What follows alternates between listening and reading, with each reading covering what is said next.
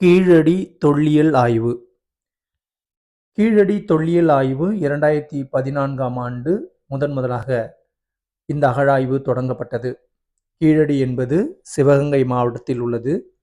இது வைகை ஆற்றங்கரையில் அமைந்துள்ள இடமாகும். மதுரைக்கு தென்கிழக்கே 12 கிலோமீட்டர் தொலைவில் இந்த கீழடி அமைந்துள்ளது. இந்த கீழடியானது அகழாய்வு முதற்கட்டமாக 2015ஆம் ஆண்டு அமர்நாத் ராமகிருஷ்ணா என்பவர் ஒரு தொல்லியல் ஆய்வாளர். அவர் 102 இடங்களில் அகழாய்வு செய்து 982 பக்க அறிக்கையை மத்திய அரசிடம் சமர்ப்பித்தார்.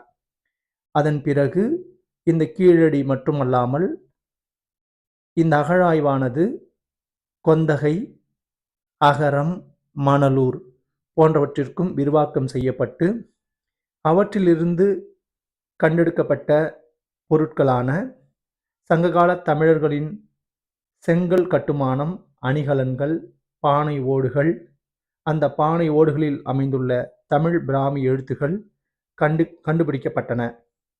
இந்த கண்டுபிடிக்கப்பட்டதில் இவை நகர நாகரிகம் என்பதை வெளிப்படுத்தியது.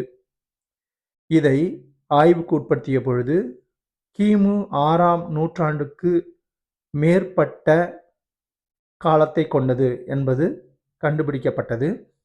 எனவே இதனை வைகை சமவெளி நாகரிகம் என்றும் அழைக்கிறார்கள்.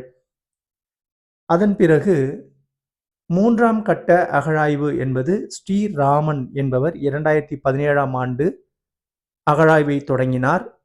6 இடங்களில் அகழாய்வை செய்துவிட்டு அவற்றில் ஒன்றுமில்லை என்று அவர் சொல்லிவிட்டார். அதன் பிறகு தமிழ்நாடு தொல்லியல் துறை 4 முதல் 10 கட்ட அகழாய்வுகளை செய்து பல்வேறுபட்ட பொருள்களை கண்டெடுத்தது. அவற்றை ஆய்வுக்கு உட்படுத்தியது. மேலும் அவ்வாறு ஆய்வுக்கு உட்படுத்திய பொருள்கள் அனைத்தையும் கீழடி அருங்காட்சியகம் என்ற இடத்தில் எல்லாவற்றையும் காட்சிக்கு உட்படுத்தி உள்ளது. அது 2023 மார்ச் 5ஆம் தேதி கீழடி அருங்காட்சியகம் திறந்து வைக்கப்பட்டது குறிப்பிடத்தக்கது. நன்றி.